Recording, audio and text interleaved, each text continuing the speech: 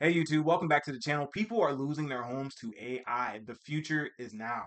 A little bit of what we're going to cover in the video, we'll just run through it. People are being forced to move out of their homes thanks to data centers being built. We're also going to cover the residual costs for those living near the data center. So like maybe you don't even care about AI, but in some way, shape, form, or fashion, it's still going to have an effect on your life. And then we'll top it all off with the future of humanity in an AI-driven society. So we're just going to hop straight into this. I saw this come across my feed. I wanted to give it a little bit of a deep dive. So we're going to check this out. Let's go. All right, imagine waking up one day and being told the home your family has lived in for years is going to be demolished to help power the AI boom, and there's absolutely nothing you can do about it. That is what is happening to some homeowners in Georgia. They've been given an ultimatum: sell your home or the state will take it. Utility giant Georgia Power is planning to build a new transmission line so it can handle new data centers. Skylar Henry has more from a county just outside Atlanta. I'm a single mom. I worked hard for everything. How do you put a price on a home you never intended Dang. to sell? I didn't know she was a single mom before I watched this thing. That's crazy. One filled with more than 2 decades of memories. I think I was 5 or 6 when this was built. The treehouse where you grew up playing pretend. The yard where you buried your pets. The greenhouse that fed your family. When you talk about what being on this property means to you, Yeah. right? It's y'all's. It's ours. It's ours. It's my mom's. It's mine. It's my daughter's. It's our family. We belong here. But Ansley Brown's childhood home likely won't be here much longer. That's because the state's largest utility, Georgia Power, says it needs the area to make way for a 35-mile-long transmission line. Georgia Power has been here for as long as Ansley's mother has owned this property. It's just beyond the tree line. Now, with the expansion of this latest project, they're looking to take the 2.5 acres the house sits on. Georgia Power says increasing demand from homes, businesses, and data centers has outpaced the capacity of its existing grid, and building a new transmission line requires acquiring more than 300 parcels of land, including residential properties. What did your mom tell you she wanted for this property to be? Generational wealth. So I have a young daughter. This home is supposed to go to her. True generational wealth was the idea, and now it's being stripped from us. Georgia Power estimates 70 to 80% of the power on this new line is expected to help serve data centers, being built in part to support the growing demands of artificial intelligence. It says the remaining 20 to 30% of power will serve the state's growing residential and commercial demand. All power generation starts somewhere. Holly Lovett is a Georgia Power spokesperson. We take into factor our customers first and foremost. So yeah, check that out. They like just move, bro. They said just move, and they're gonna kind of talk about it a little bit. So the phrase that's coming up, or the term, is gonna be called eminent domain. She's gonna kind of hop into it just a tad bit. But what would you do if that happened to you? Like you had a place, your mom, your grandma, your mom, your dad, everybody lived there, and then out of nowhere, boom, hey, you gotta move. Sorry, it's crazy.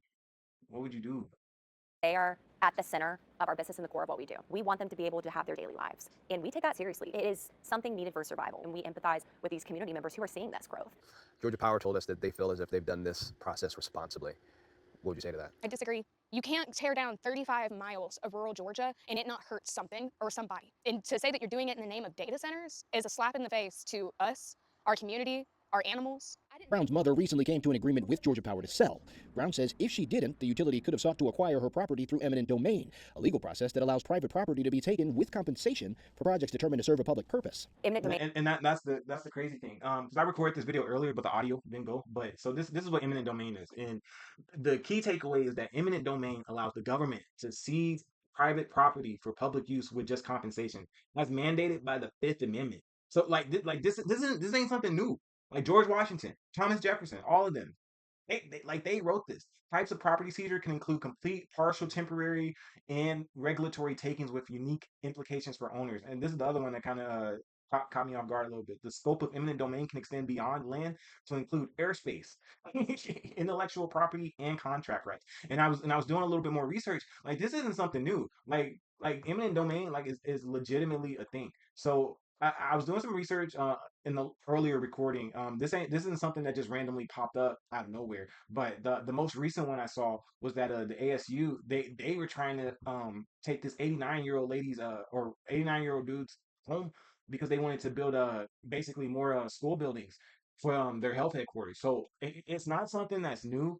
I was really trying to figure that out. So like Pete, like the government, it's interesting because like you're called a homeowner, but at any point that home can be taken away from you. So like, do you really own anything like that?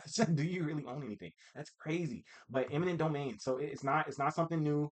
Once again, like here, I'll get my take in a bit. I'll get my take in a bit. I'll get my take in a bit. Domain is always, a last resort for us, and it's something we never want to do. To us, it's theft. It's literally a billion-dollar company stealing land from smaller people who can't fight back. We don't have the money to fight Georgia Power. So that's why a few months ago, Ansley took her story. Okay, and that's the crazy thing. So that like they just told her just move, bro. But my main point with this is like Okay, you give her the compensation for eminent domain. Like, who's to say she even finds a house? Like, like how much is the compensation for one? Because you know a lot of people, especially if it's like the government, they're not gonna give you the full. Like the government does not care that you buried your animals, you got a tree house, like you got a little pool, some goldfish, and like no one cares about that, right? So you get the money. How are you even gonna find the other place? Because people are like first time home buyers. That number's dropped. That number is actually rising for people in age. Like back then, you could get that thing young. Now it's looking like it's not even a possibility for a lot of people, especially younger people. So you get the compensation. You can't find somewhere to go. Like she probably worked like 10, 15, 20 minutes from work.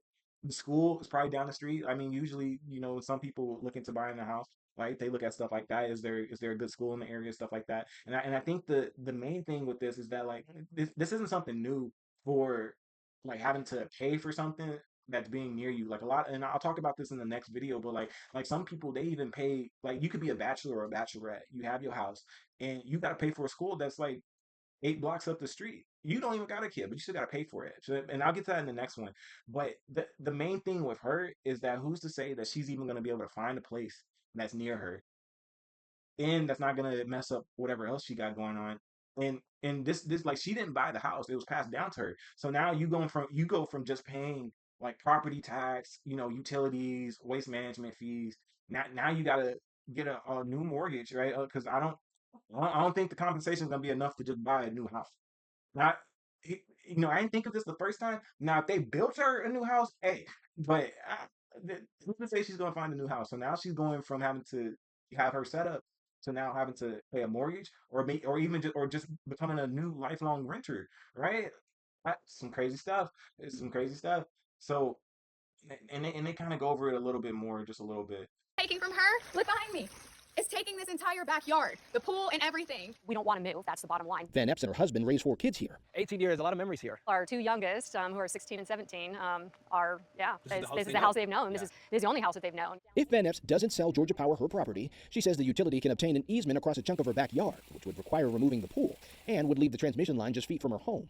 One of their trucks could pull up right outside our bedroom door, 12 feet from our bedroom door, and there's absolutely nothing we could do about it. What do you say to someone who will push back on any sort of offer that's out there and say, well, the price tag can't replace memories? Oh gosh, it almost makes me emotional because I have those memories in like my house, and I get how deeply personal people's homes are. I would just say that we see you and we hear you, and we want this process to be respectful and transparent, and that is going to ultimately benefit you. We want that. Van Epps and Brown don't buy that, and while they both know it's likely too late to save their homes, they don't want to see this happen to anyone else. My mom wants an apology.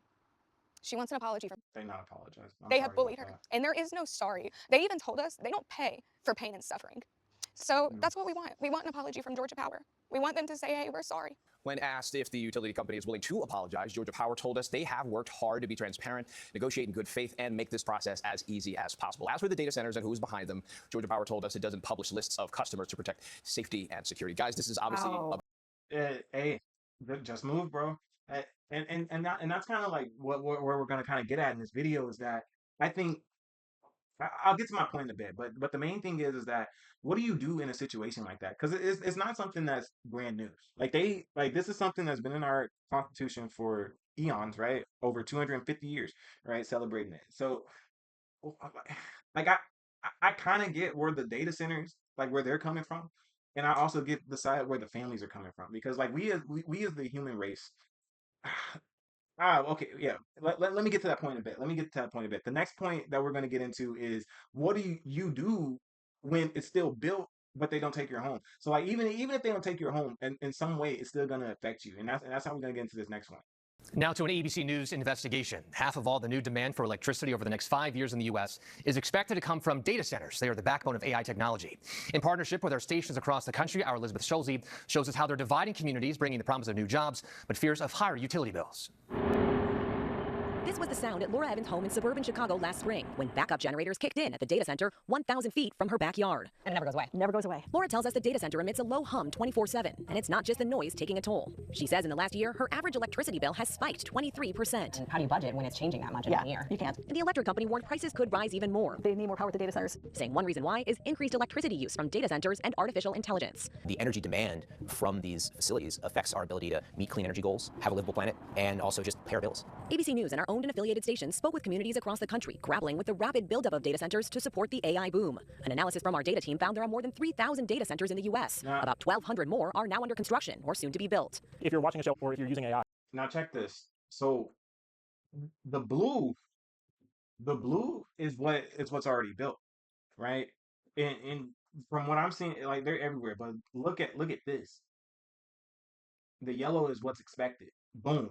So there is a high concentration on the East Coast, even on the East Coast. So like if you are in any of these places, you're gonna feel that the hardest, especially New York. Jesus Christ. Mm-mm-mm. Now under construction or soon to be built. If you're watching a show or if you're using AI, ultimately a lot of the computation happening there, or at least the storage for that thing, is in a data center somewhere. And our analysis finds a majority of the country's large data centers are or will be in cities, towns, or developed suburbs. You need a really well-developed, very consistent grid. They need to be extremely reliable in the energy that they use, because if a data center suddenly goes out, if it completely loses power, all the tens of thousands of people who are interacting with it are suddenly going to be very mad. When these data centers go offline, your apps can go down almost right away. Exactly. So this is pretty much as close as we're going to get to where this data center is popping up. It's just a massive construction site. Hard to comprehend the scale of this. A 2-hour drive north of Laura's home, we visited the site of what will be one of the biggest data centers in the U.S. in the small town of Port Washington, Wisconsin. A $15 billion project backed by OpenAI and Oracle as part of the White House's Stargate initiative announced on President Trump's second day in office. The campus sits on a plot of farmland bigger than 500 football fields and will eventually use about the same amount of electricity needed to keep the lights on in all the homes in Philadelphia. They'd be putting power lines that are taller than apparently the Statue of Liberty. Tom Utek has lived on this land for 40 years. He's an artist who draws inspiration from its natural beauty. Last year, he got a letter from his utility company saying it plans to build a massive power line for the data center right across his property. I had no choice. And basically they're saying that if you don't agree, we'll take it by eminent domain. They'll just take over your land. Yeah, and we'll fight it to the end. Just move, bro. Just move. He showed us where the power line would go, wiping out dozens of trees he planted. There's no way this environment around this neighborhood could ever be the same if it's cut in half again by these giant things. We expect attendees will act in a civil manner at all times. At a town hall this month, we saw how the data center is dividing the community. We need clarity, and we need it now, because we are not going to pay double the amount of our utility bills. Do you understand that? These are good paying union jobs that are. So check this out. Like it makes sense. Like, so a lot of people are saying that it's going to be taking jobs away. I wouldn't even say it would take away jobs. Like it's if anything, it's going to distribute them to different classes of people. So instead of those, whatever they were doing, it's going to be the people that know how to build these places, right? So you're going to get construction. You're also going to need plumbing. You're also going to need people, engineers, because they have to build the fucking grid, right? And then on top of that, you're going to need people to actually sustain these places once it's entirely built, on top of that too. So it's really going to be the people that actually understand how to use the AI and everything there. Those are the people that are going to move forward. And it kind of sucks too, because like even as humans, you basically can't be comfortable. You can't just be complacent. And I think that's the main thing, or at least the main argument here, is that these, like, I mean, even I'm up there, but like I'm not like old, like, right? So like I still got energy, so like I can go out there. Like if I got to move somewhere, it's like, okay, that's fine, right? Like I'm not too pressed about that. But these are like people in like their 40s and their 50s, right? They established themselves. They got kids in the schools nearby. They probably work nearby. They're part of communities. Like a lot, like it. The only options for these people is to basically just move. Like you just move, or you eat the cost of staying there. Either for some people, they're gonna take it from you, whether you like it or not. And I think what I want to know is that what if you don't want the eminent domain? Do they still just kick you out? Right? So it's either eminent domain, or instead of paying $200, $300 in your energy bill, now it's like $500, $600 because of the data center here. But I think one of the main misconceptions that a lot of people think that jobs are going to be lost because of AI. It's just going to make new ones, and then the people that, for lack of a better phrase, who probably weren't doing like that much, those are the people that are going to lose it, or they're probably going to get a reduction in hours or something. Or hell, maybe even the business shuts down, right? It could be either of those two things. Part of a once-in-a-generation investment in Port Washington. Mayor Ted Nitsky defends the project. These are huge companies that are kind of the face of AI right now, OpenAI, Oracle. Are you convinced that they will be willing to invest in this community? They've been awesome. I mean, they have met every expectation we've given them. He says the data center will create 4,000 temporary construction jobs and bring in much-needed tax revenue. My greatest fear was that I would wake up one day and our downtown would be a ghost town again. And as a dad who raised my kids here and was born and raised here, I wanted this to be a better place. But some residents still aren't buying it. This is abuse of power. The mayor even facing an attempt to recall him from office that ultimately failed. This video shows one opponent who chanted recall at a city meeting last December. She's handcuffed and physically removed from the meeting by police. It was incredibly shocking. I never imagined anything like that ever happening? There was a pretty heated moment a couple months ago at one of the council meetings. What are you doing? How do you react to the backlash from the video? How do I react to it? I can play you the voicemails of the threats I receive from all over the country to my family's safety. I can play you the voicemails of the threats to our police department from all over the country. In statements to ABC News, the tech companies behind the Wisconsin project pointed to economic benefits for the region. OpenAI said, in Wisconsin and across all our U.S. Stargate sites, we are committed to paying our own way on energy so that our operations do not increase local electricity prices. Oracle added it will invest in wind, solar, and batteries, which means more reliable, affordable energy will be available to local families and businesses. And Tom Utek's utility company tells us the route it has chosen for the power line offers a lower cost to ratepayers and maximizes the use of existing corridors. Why should people who don't live in this area, might not ever come to this part of Wisconsin, care about what's happening? They should care because it's their backyard next. Back in Laura Evans' backyard in Aurora, Illinois, local officials made the decision to put a 180-day pause on building new data centers. We basically put a pause to make sure that if these data centers want to come in, that they can be good neighbors going forward and try to really address some of the concerns that our citizens have. The city's pause on new data centers, which ends next month, was a way to buy time for local officials like Allison Lindbergh to put new regulations in place. Is a conversation around how to regulate data centers happening fast enough as how much they're popping up right now? I definitely think that the regulations need to be happening faster. The fact that we, as this smallish city, are the ones that are leading in this is frankly pretty surprising considering the magnitude of the impact of these data centers. In a statement to ABC News, the data center just behind Laura's home apologized to neighbors and said it is committed to supporting policies that accelerate new power supply and grid technologies to improve reliability and moderate costs over time. And it installed temporary noise barriers while permanent engineered solutions were being designed and fabricated. Some proponents. So, okay. Yeah, it's a big thing. So the future is now. Those who embrace the change, I think those will probably be more of the people that won't really feel any type of way about this. But I think one thing that they're not necessarily saying, and it kind of makes sense, right? It doesn't matter until it happens to you. Is that a lot like the people putting the centers in, like the people that are like the head people like running the operations, like if they gotta move, like they're probably not affected. And I think that's probably like the overarching point of this video is that I think, and this is gonna be a hot take, it's gonna be a hot take, but I think we as humans, we romanticize a lot of things. We we like we don't want to just exist. Like we want to have meaning. So I think we romanticize a lot of things and we don't like change, and it's kind of hard for us to kind of let go of things. And I can see how it is from their perspective, because like even if you are getting your house like taken away from you and they're doing it through eminent domain, like for a lot of people there's no amount of money that can kind of for basically that can equal the time, effort, and energy that they put in, the money they put into the place that they did to repair things, to build up their family, like their legacy. Like you can't put a price tag on that. And it's obvious on the other side, like they don't care about that. They don't care about that. But I think like if it's me, I'm like, all right, I'll go somewhere else, and then I'll figure it out. But like I said earlier, I think that's only because I'm not in like these are for like late 30s, mid 40s, 50. So some of them, well, some of them 80, right? Some of them 80-year-old people out here in Arizona, right? 80-year-old people, Robert Young, right? So I like if I gotta move, I got the energy. Like I'll do it. But these like I said, like these are people that they've already established themselves, and they want to enjoy the fruits of their labor, like for everything that they put into the places that they have. And the fruit of their labor would be them enjoying the space, having their kids grow up there, going to school, being involved in their communities, like all of those things. And so it sucks that that's kind of being taken away from them. And like I invest in tech, like so like a part of me wants the data centers to be built so that way my portfolio can go up. So it's really tricky, but let me know what you think. I think that's the main thing, is that they're just saying, hey bro, like just move, like but and like it makes sense. Like I think we as humans, like it's the people that take those risks. Like those are the people that have progressed society, and like and this was kind of inevitable in a way. Like ever since the Industrial Revolution, like we've been progressing at a straight path forward. Like so, and I think that's what's helped us stay around so long, is always to try and go to the next level, try and go farther, because like while some people hate it and you have like the hallucinations and stuff, like it really does speed up productivity. And that's kind of the goal when it comes to the people with AI and these data centers, is that like the goal is for you to not have the 5 to 6 day work week anymore. It's for you now how the pay is gonna work if they get it just down to 4 days a week. I don't know, but the whole the society as a whole, everybody's trying to go towards productivity. And if you have a business, you want to make, like, even though you might have a passion for whatever it is you're doing, you deep down you want to make as much profit as possible while eliminating liabilities and risk. Like at the end of the day, that's what people want to do. Not a lot of people out here want to run a business and then be in the red and then basically have to pay to keep their business running just for the love of the game.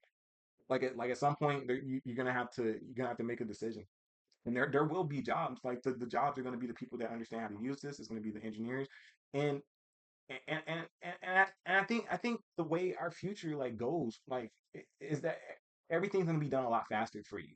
So I think the main thing is that with all the things we have now, like somebody had to take the sacrifice for that.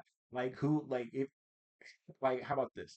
Uh Shoot, the ease of getting cars, right? Nobody was talking to the dude like to the dudes running the trains when they stopped, making the railroads, right? So I believe that there's winners and losers in life, and sometimes the people that we want to win end up losing, and then the people that we don't want to win, they end up winning too. And I think that's just kind of where we're at right now with this, is that there's just some people that we really wouldn't want that to happen to them, that it is happening to them, and they're getting the short end on the stick of that. And that just goes back to what everyone else tells you, like you played the hand that you're dealt. But I think that is the main thing for the homeowner side. I think we as humans, we don't want to go through the change, so we kind of reject it. But when you break it down a little bit, like this is something that they didn't just make this up. Um, they did not just make this up. I'm trying to go back to my eminent domain part, but it's in the Constitution. George Washington, all of them, like Thomas Jefferson, all of them, they like that. They wrote that. They wrote that into into it. So it's not like it's something brand new that they just came up with. Like, all right, we're just gonna take the home. They've been being able to take people's homes, but I think that's even a bigger question. Is like if it can just be taken from you, and yet the cost of entry into it is so high, what's the point? I don't know. That's a tricky question. Let me know what you think. If do you even use AI? Right? I use it. I love it. It's helped me a lot. It's helped me a lot. It's helped me make some good money in previous endeavors, and I continue to use it now. But that's a tricky one. That's a tricky one. Like yeah, like they could maybe they can go about it another way, but like they're not just randomly saying, all right, we're gonna build the data centers here. Like they're looking at the parcels of the land. They got architects looking at this and looking over the power grid to figure out how are they gonna make this even possible. And so they put some thought into the decision. It's just obvious that they don't care about how it affects them, and they're willing to give them compensation, but it just comes down to the fact that people don't want to move. But the lady earlier said it was still in it low key it's not. It's something that you've been a part of this entire time. It just now it's just you now. And I'm not on the side of the data centers. Like I want them to be built, but it's just tricky. But what I'm more interested in is who takes the eminent domain. Like, are the people that are having their houses seized through eminent domain, are they even able to find somewhere else to live? I think that's the bigger question, because especially because people aren't able to buy houses, and and if she has to move 30, 40 minutes away from a place where everything she had was maybe like 10, 15 minutes away, that's where I could see it having like the biggest of an impact, especially the gas prices, things like that. Maybe there's scheduling issues, so it's tricky, man. But and it might have to be a part two to this. Is like people who do lose their homes to eminent domain. Like what do they do? How much do you get? Right? You probably like some people, like they've been in a house for hundreds of years, and like they really might think like that house is worth like $2 million, but the market's like nah, it 1 million, right? So like what do you do? And can you negotiate? I don't know. I'm gonna do some more research. So let me know what you think. Like the video. Uh, if you are new, subscribe, and I'll catch you guys on the next one. Have a good one.